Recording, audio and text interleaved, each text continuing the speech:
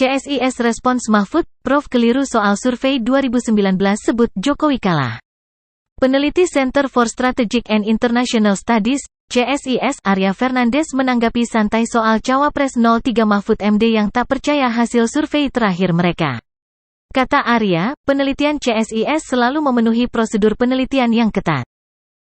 Survei CSIS 13-18 Desember tahun 2023 atau pasca debat pertama menunjukkan elektabilitas paslon 03 Ganjar Pranowo Mahfud MD menurun sampai ke angka 19,4%.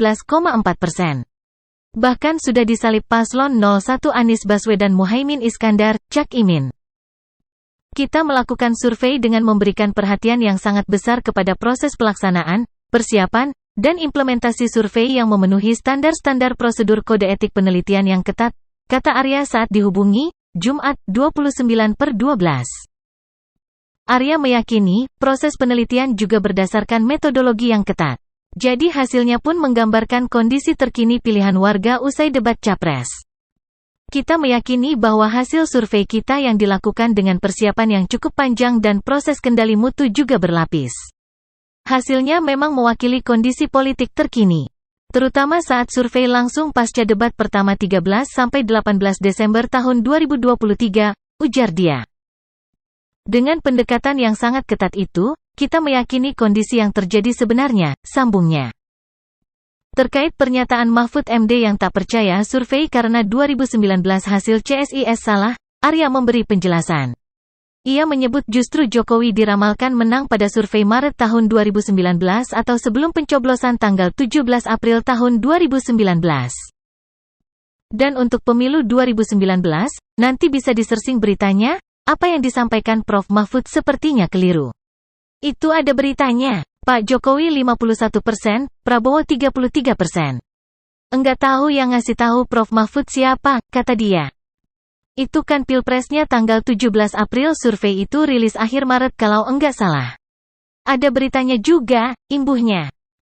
Muncul pertanyaan, mengapa elektabilitas Ganjar Mahfud anjlok sampai 19%? Untuk hal ini, Arya tak bisa merinci karena CSIS tak punya data pembanding. Untuk survei CSIS tidak ada data pembanding karena itu one-shot survei. Karena memang kita tidak melakukan juga survei sebelumnya. Jadi memang angkanya 01, 26%, 02, 43%, dan 03, 19%, ujar dia. Bahwa itu dipersepsikan turun, terus terang di internal tidak punya data pembandingnya. Mungkin yang bisa dilihat lembaga lain, tutupnya. Survei CSIS dilakukan pada 13-18 Desember tahun 2023. Total ada 1.300 responden berasal dari 34 provinsi. Proses wawancara menggunakan wawancara tetap muka menggunakan kuesioner oleh emulator yang sudah terlatih. Margin of error sebesar 2,7% pada tingkat kepercayaan 95%. Kata Mahfud. Sebelumnya, Mahfud MD menanggapi hasil survei CSIS dengan santai. Katanya, CSIS juga pernah salah saat Pilpres 2019 lalu.